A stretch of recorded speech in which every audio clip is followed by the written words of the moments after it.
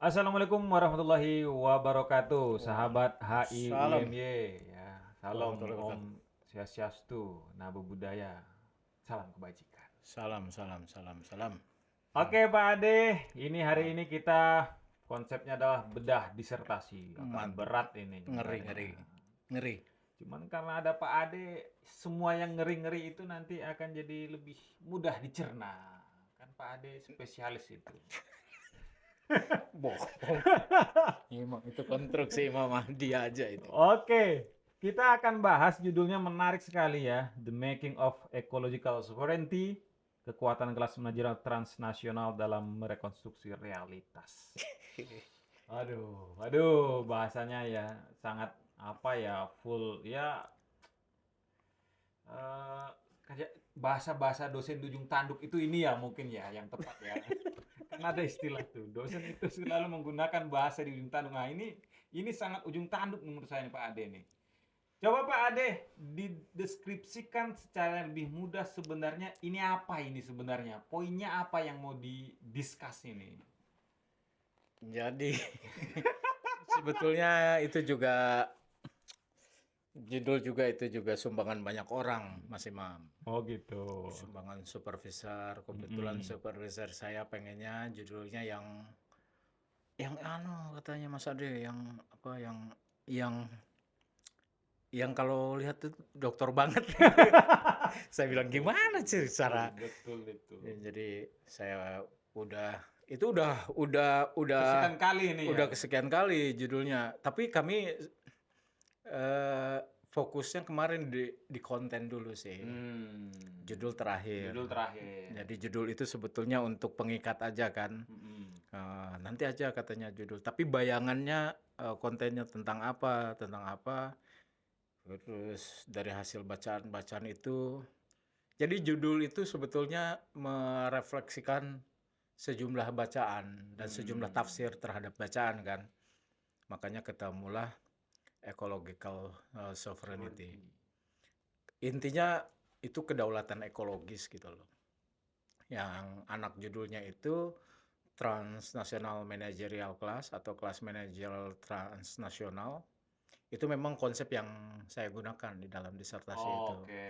Itu lensa dari pandangan teori kritis. Mm-mm. Robert Cox kebetulan menggunakan istilah TMC, Transnational Managerial Class. Nah, ternyata saya gabungkan dengan isunya tentang ekologi kan, tentang Mm-mm. ekologi khususnya yang dikerjakan oleh WWF Indonesia dalam isu Heart of Borneo atau jantung Kalimantan. Dalam merekonstruksi realitas itu maksudnya Ya, ini menarik nih. memang Konstruksi realitas tuh realitas yang mana sebenarnya yang harus dikonstruk? Apa kemudian sovereignty tadi aja sebenarnya mau dikonstruk? Atau kemudian yang kelas manajerial itu yang merekonstruksi ulang terkait dengan sovereignty itu? jadi itu memang judul itu merefleksikan panjang, bacaan yang Hmm. panjang gitu loh. Jadi pertama disertasi itu kalau kita sederhanakan isunya adalah tentang kedaulatan. Oke. Oke. Isu Isu besarnya besarnya kedaulatan. kedaulatan. Isu yang dalam HI masih menjadi perdebatan sampai sekarang Hmm. kan. Betul. Karena sekarang banyak aktor baru, Betul. globalisasi, ada isu-isu kemanusiaan baru yang tidak bisa dieksekusi oleh state kan. State negara. Intinya negara udah sangat lelah gitu loh. Hmm. Nah, sehingga orang kemudian bertanya ini nasib kedaulatan gimana gitu kan. Oke. Jadi isunya yang pertama isunya kedaulatan. Yang kedua, teori yang saya pakai adalah teori kritis Coxian. Coxian. Yang salah satu konsepnya adalah TMC, Hmm. Transnational Managerial Class atau kelas manajerial transnasional. Transnasional. Intinya kalau menurut Robert Cox, dunia ini sekarang dikuasai oleh kalangan manajer. Jadi Cox itu ingin merevisi pandangan konsep kelas dari kalangan klasik seperti Marx Ya. yang melihat kelas hanya pada relasi state, society, proletar, bourgeois, dan Betul. seterusnya. Sama si Cox ini mau diperluas bahwa kita harus melihat kelas ini dalam logika produksi global gitu loh. Oke. jadi terhubung satu sama lain. Nah, dia menyebutnya kelas manajerial gitu loh. Sama nggak kelas manajer itu dengan kelompok kelas menengah gitu? Enggak, karena tidak semua kelas menengah punya kapasitas untuk memanage. Oke. Anda bisa menjadi kelas menengah Betul. hanya karena Anda misalnya punya tabungan segini-segini, Hmm. punya properti, tapi apakah Anda punya wewenang untuk melakukan managing Ya, atas ya, ya, sesuatu? ya. Belum tentu. Belum, belum. Nah, si Cox itu melihat kelas manajerial itu kelas menengah yang punya kapasitas Untuk memanage. Manage apa? hmm. Manage isu, Oke. gitu loh. Isu apa yang saya tembak di sini? Isu ekologi. Nah, mengapa dia harus merekonstruksi realitas? Karena konteks disertasi saya itu negara Indonesia pasca Orde Baru Hmm. yang kelelahan mengelola ekologi gitu loh. Oke. Jadi dulu zamannya Orde Baru, zamannya Soeharto, hutan Ya, itu dikuasain mau dikuasai negara negara. atas nama nasionalisme dan Betul. developmentalism kan. Dalam bacaan saya itu nalar Westphalian sovereignty yang ingin Hmm. menguasai segala hal, Ya, gitu kan? betul. Nah, ternyata setelah Orde Baru, ternyata ada klaim-klaim yang bergeser dari negara. Ternyata hutan ada yang tidak bisa dikuasai negara. Tiba-tiba NGO internasional masuk, Masuk. gitu loh. Membikin proyek, di mana proyeknya itu proyek dunia Oke. yang namanya Heart of Borneo gitu, Ya. yang melintas batas Indonesia, Ya. Brunei, Malaysia, yang luasnya 32 juta hektar. Mm-mm. Dan negara tunduk, tunduk dalam tanda kutip ya. Ya, ya, ya. Tunduk artinya nurut dengan segala hal yang dikeluarkan atau diproduksi oleh si NGO itu. Nah, NGO itu dalam disertasi saya disebut kelas manajerial transnasional, gitu loh. Oh, sebenarnya perwujudan dari NGO gitu. Iya, tetapi NGO di dalam disertasi saya hanya provider sebetulnya untuk menghubungkan kelas manajerial yang ada di negara diajak, di korporasi diajak, di institusi ekonomi internasional diajak, tapi dia yang ininya, yang memanage-nya. Memanage-nya. Nah, gitu loh. Oh, artinya negara secara tidak langsung itu Ya, tunduk pada tunduk kelas. tunduk pada manajerialitas yang dilakukan oleh kelas manajerial transnasional, gitu Ya. kira-kira. Tapi kan Pak Adi tadi bilang bahwa ada unsur juga bahwa negara lah untuk kemudian menjadi ya the owner of state gitu ya seakan-akan. Tapi kan kalau kita perhatikan tadi juga menunjukkan bahwa ini juga hasil dari apa kemampuan dari kelas militer transnasional itu untuk menunjukkan jati dirinya bahwa dia juga capable dalam mengurus ini ketimbang kemudian negara yang tidak mampu untuk menjalankan ya isu-isu logikal dengan lebih sehat gitu. Sebetulnya itu harus dijelaskan penjelasan lebih jauh dari disertasi saya dengan cara apa Oke. kelas manajerial transnasional itu memproduksi Nah, kedaulatan kedaulatan. ekologi, oke? Kok dia bisa gitu loh kan betul. bikin ekologi itu dikelola, Betul. di-manage dalam bahasa saya di-manajerialitas, di-manajeriality oleh dan kemudian dia membagikan hasil manajeriality itu dalam bentuk discourse. Dalam bentuk wacana kayak sustainable development, ecotourism, RSPO, dagang hijau dan seterusnya. Fitur-fitur yang menurut saya NGO banget dan sekarang justru disetujui oleh negara gitu loh. Nah, disitulah saya menggunakan konsep lain dari Robert Cox. Dia bilang apa modal suatu kelas ketika dia mau menciptakan order. Dalam bahasa Cox ini ya, si Robert Cox itu tidak pernah menyebut international relation. Dia menyebut world order. Tatanan dunia. Karena international relation itu menurut dia sangat realis. Kayak dunia internasional itu dikerjakan oleh para diplomat gitu loh. Betul. Formal, from above gitu ya.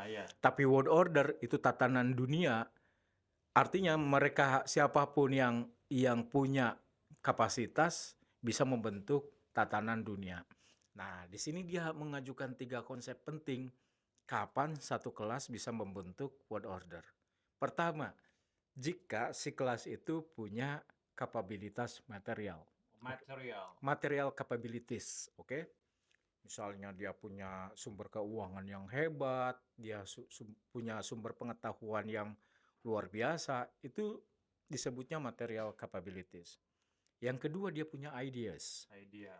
Nah, ide-ide ekologi ini kan ide-ide yang dalam tanda kutip lelah lelah di mau dikuasai negara tidak bisa gitu loh.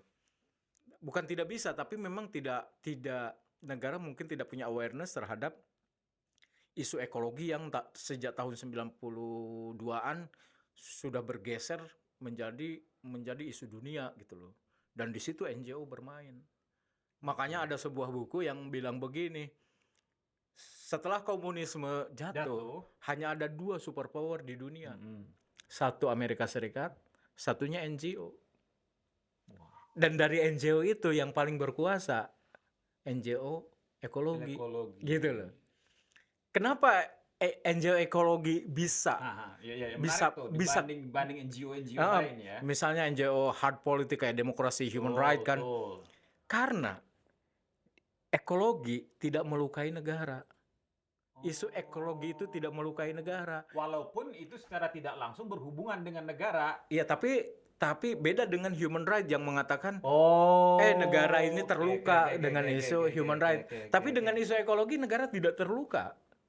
Gitu loh.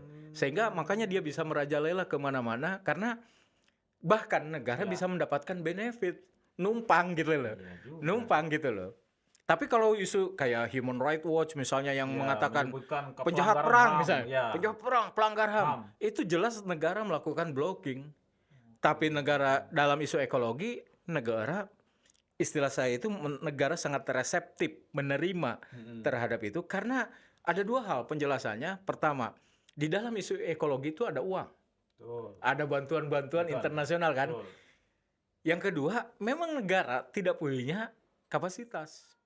Artinya kesulitan untuk mengelola ekologi yang terkait dengan isu ekologi internasional. Ya, atau mungkin negara juga menganggap bahwa ya mereka tidak punya domain di bidang itu, kemampuan tadi. Iya, untuk makanya membuat isu apapun gagasan terkait dengan ekologi itu minim sekali. Makanya dari situlah kemudian NGO ekologi besar datang kayak WWF itu, dia bawa profesional kelas, expertise, bahwa kalangan terdidik dari berbagai belahan dunia, dia memanage itu semua.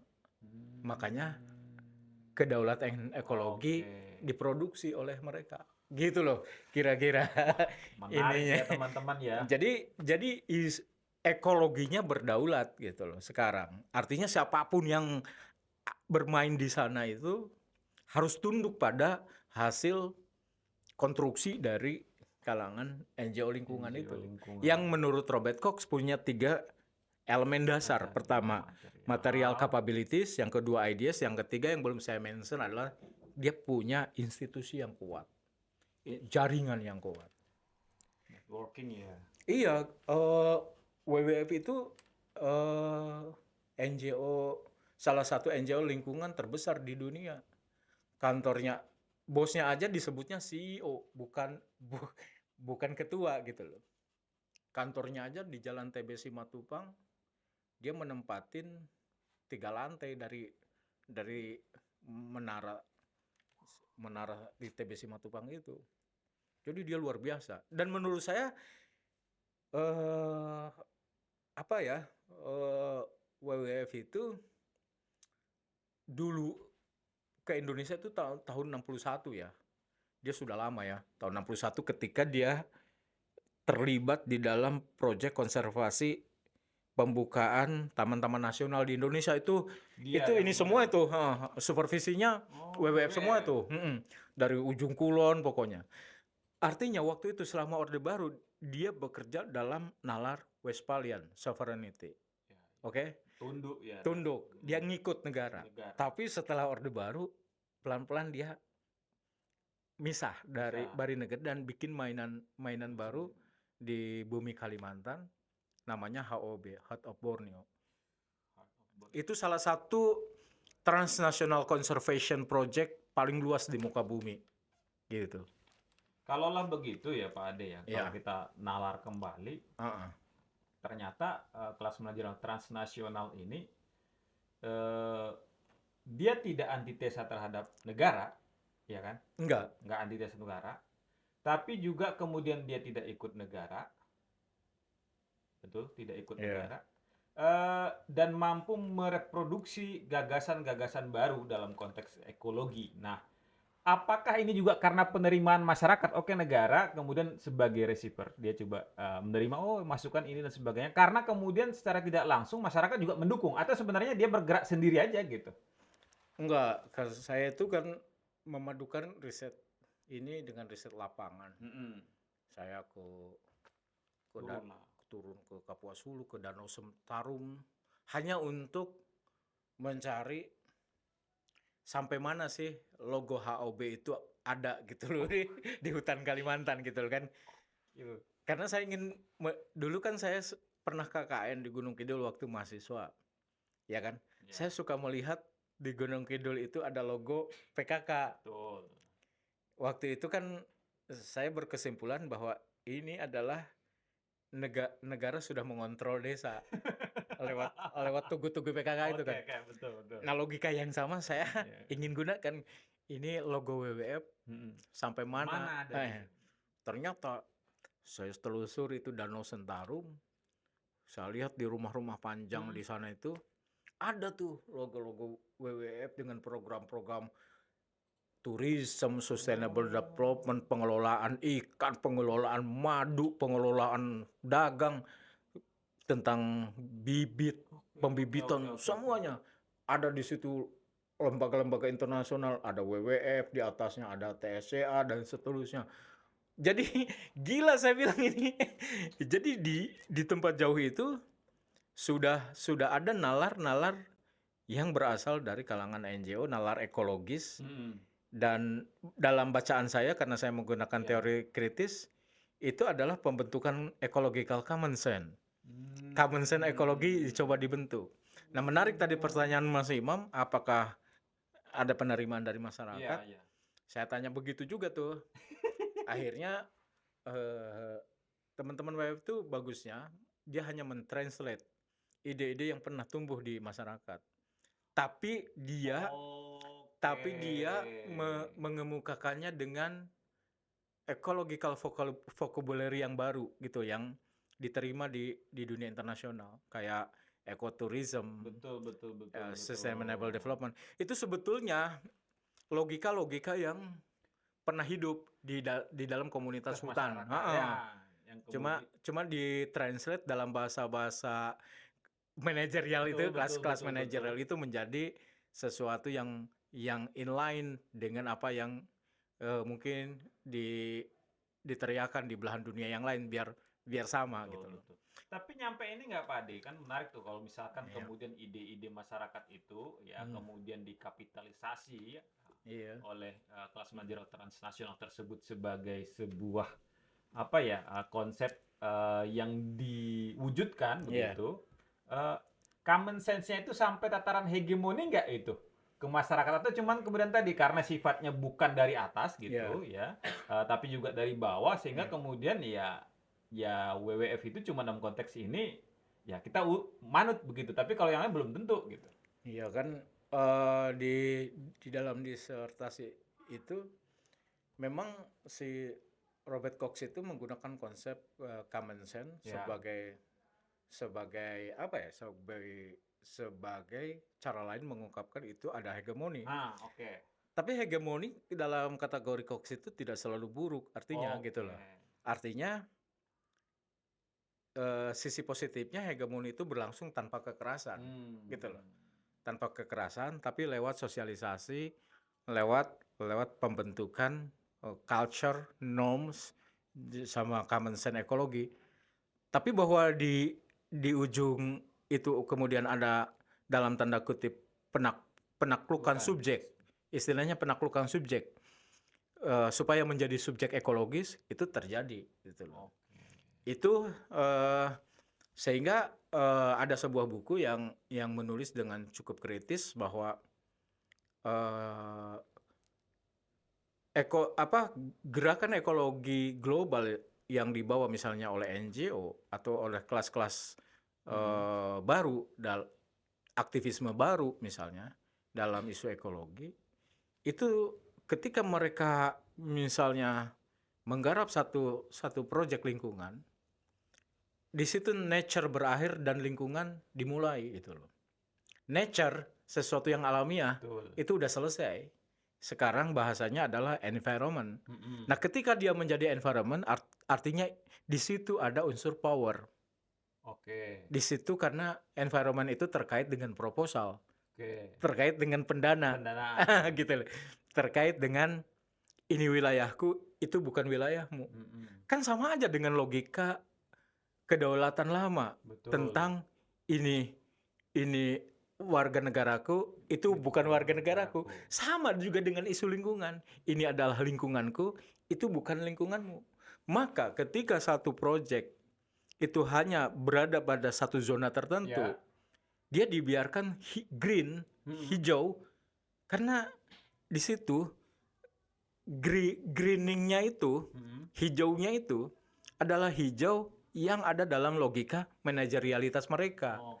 Yang di luar sana Bukan. perkara dia mau Ya, rusak ya, kek, ya, ya. mau ada illegal logging Betul. karena bukan termasuk Ya. dalam nalar manajerialitas mereka, ya dibiarin aja gitu. Berarti konsep realitas tadi itu yang Itu tadi. gitu loh. Oke. Jadi realitas yang mereka bentuk gitu loh. Yang mereka manage, istilah saya. Betul, Saya betul. selalu menggunakan istilah manajerialitas itu dari awal sampai akhir disertasi, karena memang menurut saya kelas yang berkuasa hari ini adalah kelas manajerial. Isu apapun Anda boleh sebut, politik hari ini. Ya, Ada anak presiden betul. yang tidak bisa apa-apa secara politik, Betul. lebih pinteran anak-anak HIUMY, Betul. keren. Tapi kan bisa disulap oleh kalangan manajerial politik. Jadi wakil presiden, jadi ketua partai. Ada anak band yang juga gagap-gagap biasa, Iya. tidak ngomong, tidak Iya. pinter-pinter amat, track record tidak bagus-bagus Betul. amat. Tapi karena dia punya manajer, Iya. manajer politik, dia bisa disulap jadi ketua partai. Jadi hari ini dunia yang berkuasa adalah kelas manajer. Anda ustadz, Ya, Anda ustadz betul. misalnya. Tapi selama Anda tidak menghampiri industri televisi, Ya, belum. tidak terlibat dalam manajerialitas produksi televisi, Anda tidak mungkin dikenal. Ya, ya. Tapi itu tidak membatalkan bahwa Anda punya kapasitas Ya. menjadi ustadz. Jadi makanya ustadz-ustadz di televisi itu bukan karena dia secara keilmuan Ya, misalnya kompetensi, ya. tinggi banget makomnya kan, Ya, ya. tapi semata-mata karena dia terlibat dalam manajerialitas industri hiburan. Gitu loh. Jadi Waduh. jadi konsep manajerialitas itu Waduh. bisa digunakan. Makanya dalam ujian kemarin ada pertanyaan menarik dari penguji. Kira-kira apa temuannya? Saya bilang, temuan saya adalah hari ini dunia ditentukan oleh kelas manajerial. Bukan hanya dalam isu ekologi, tapi kita bisa sebut dalam isu lainnya gitu loh. Apa coba? Sampah, isu sampah. Betul. Apa gerakan sampah sedang menyelamatkan sampah? Enggak. Gitu. Tapi dia hanya menyelamatkan, memanage sampah gitu dalam lingkungan-lingkungan tertentu aja gitu loh. Jadi manajerialitas menurut saya adalah pembentuk order hari ini. Gitu loh. Tapi tidak dalam konteks New Order kan? Ya tergantung Bukan New Order Westphalian tadi ya? Bukan. Bukan. Tapi New Order dalam konteks ekologikal juga bisa jadi. Atau kemudian sebenarnya ya nggak ada sebenarnya hal yang new juga dalam konteks manajerial transnasional ini. Sebetulnya tatanan yang ada di dalam manajemen mereka gitu tepatnya. Jadi tatanan yang di luar manajemen mereka itu kita harus. Jadi sekarang itu ada kontestasi atau pertarungan antar manajer. Ya. Gitu. Nah, manajer-manajer yang punya 3 itu kata Cox akan membuat order, material capabilities, ideas, and institusi. Gitu. Jadi kalau Anda misalnya anak muda pengen membentuk order, Betul. membentuk tatanan, Anda harus punya 3 itu. Material capabilities, institusi, sama gagasan, ideas. Idea. Baru bisa membentuk order. Si Robert Koch merefleksikan itu dalam cerita tentang, dia menyebutnya struktur historis dunia. Kenapa dulu Inggris berkuasa, digantikan oleh Amerika Serikat. Betul. Dulu yang disebut superpower di dunia kan ada 3. India, Persia, sama sama satu lagi Cina. Makanya kalau ada temuan-temuan kapal laut, kapal karam di dunia yang membawa misalnya barang-barang antik, hampir dipastikan 90% atau 80% Cina. barang-barang itu berasal dari Cina. Di mana tidak ada di dunia ini yang namanya Chinatown. Ada. Di Indonesia di mana? Nggak ada pecinan di mana? Di Tegal ada, di Wonosari ada, di Jogja ada, di Ketandan. Itu artinya Cina dulu adalah negara yang ngelayap kemana-mana. Dan dia superpower, gitu loh. Yang sering saya jadikan contoh kalau di kelas, saya punya tebak-tebakan negara mana yang soft powernya paling hebat di dunia. Inggris menurut saya, bukan Korea. Apa tandanya? Bahasa Inggris. Bahasa adalah petunjuk bahwa Inggris dulu soft powernya luar biasa kan. Di mana-mana orang menggunakan bahasa Inggris.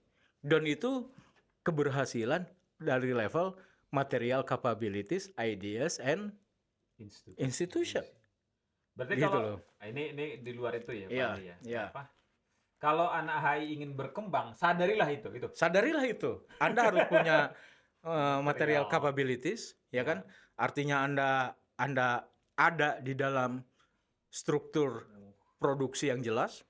Anda harus punya institusi, Anda harus berada dalam institusi yang kuat, punya jejaring, punya network, dan Anda harus punya gagasan.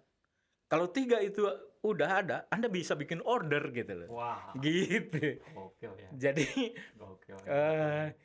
kenapa si NGO ekologi itu bisa membuat kedaulatan ekologi? Karena 3 itu, gitu loh. Karena tiga itu, dan abad 19 kemudian di take over oleh Amerika Serikat sebagai penguasa dunia. Karena Amerika Serikat punya 3 itu. Material capabilities. Indonesia kapan? Nggak bisa kayaknya, karena Indonesia segala yang nomor 1 dari Indonesia pasti sesuatu yang belum di manage.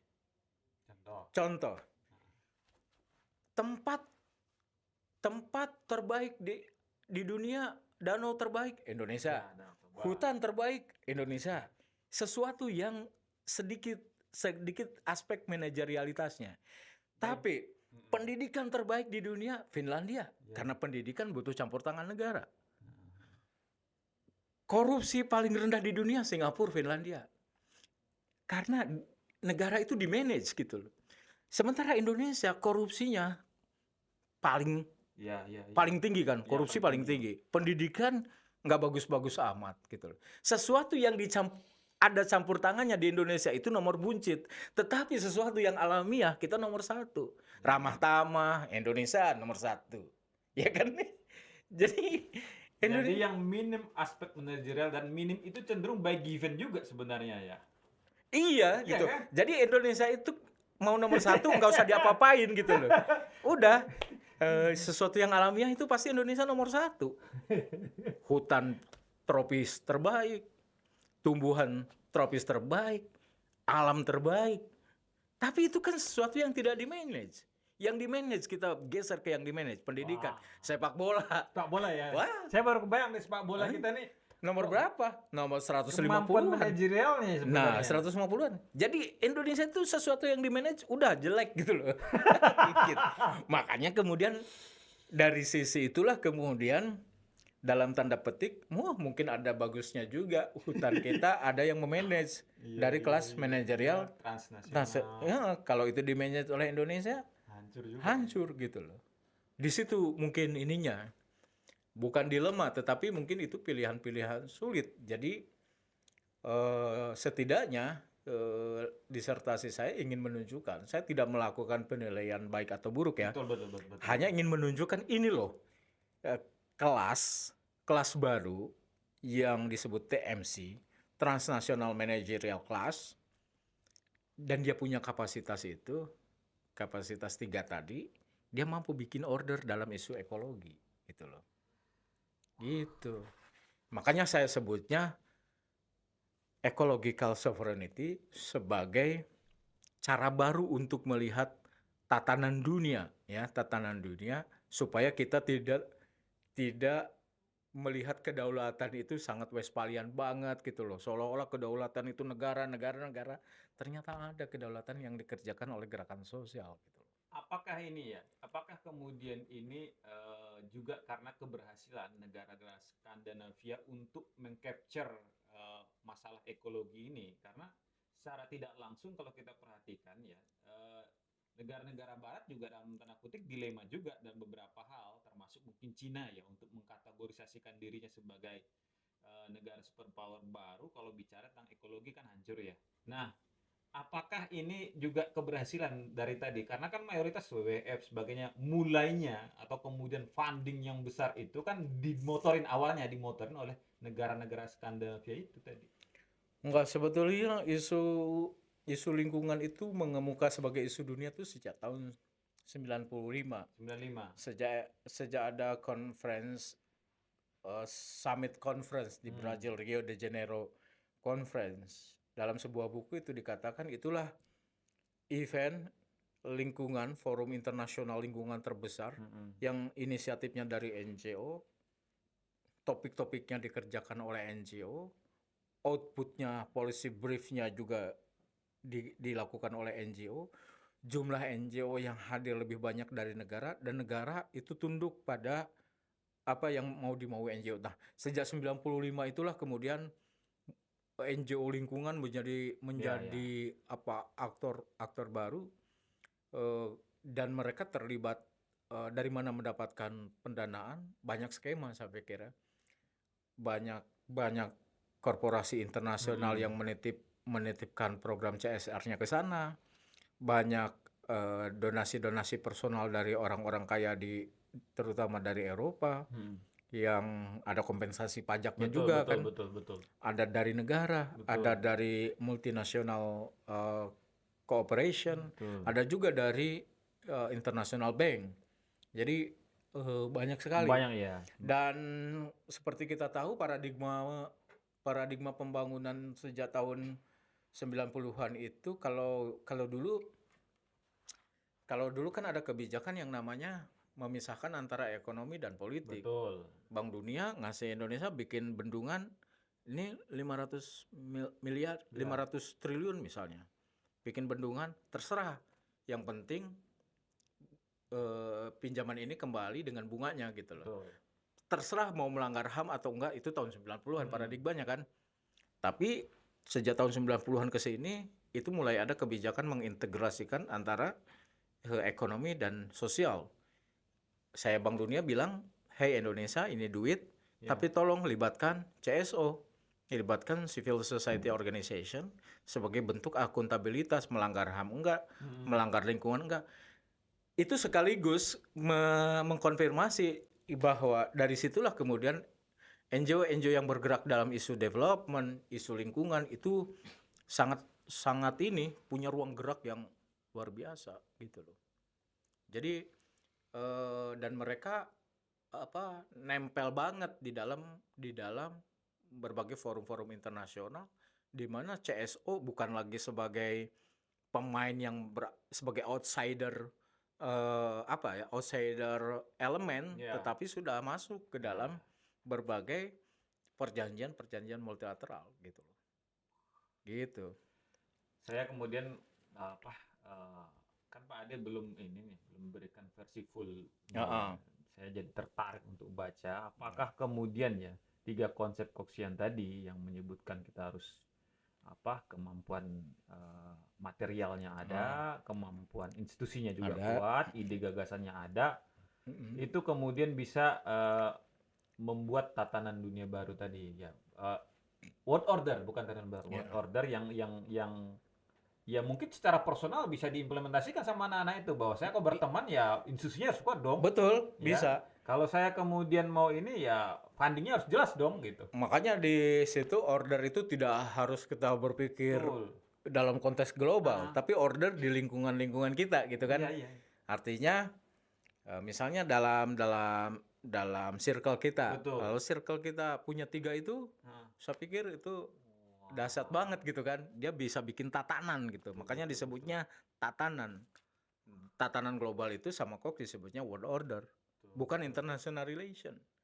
International relation itu hasil atau produk dari kalangan diplomat gitu loh. Betul betul. Yang terlalu formal dan terlalu realis lah menurut Cox gitu. Kaku Gitu. sebenarnya. Ya, saya di dalam disertasi itu tidak sedang menyalahkan Betul betul pandangan-pandangan lain. betul. Sejak Saya awal hanya memang. memberikan Betul alternatif. betul betul. Gini loh, cara Betul melihat betul. kedaulatan baru Betul. itu dengan tantangan baru itu harus berubah gitu loh, Betul betul.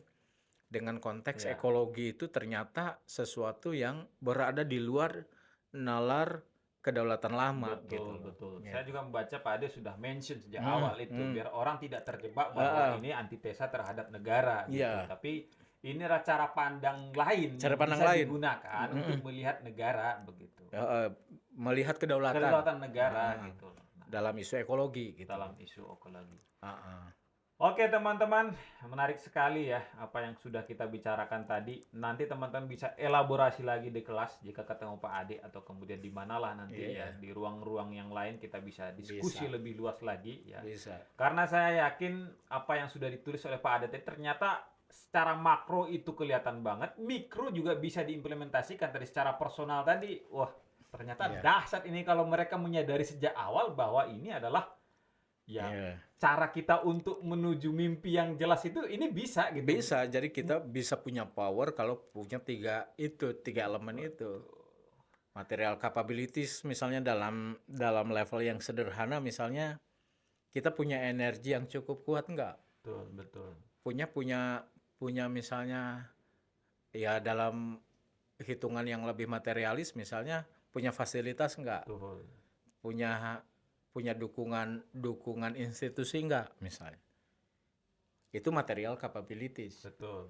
Institusi kita di institusi yang kuat nggak? Betul. Saya pikir bicara UM, bicara betul. Muhammadiyah, saya pikir sangat kuat. Sangat kuat. Anda bisa nempel di dalamnya dan berkiprah dengan dua institusi itu, saya pikir sangat kuat. Nah, yang paling penting yang ketiga itu ideas.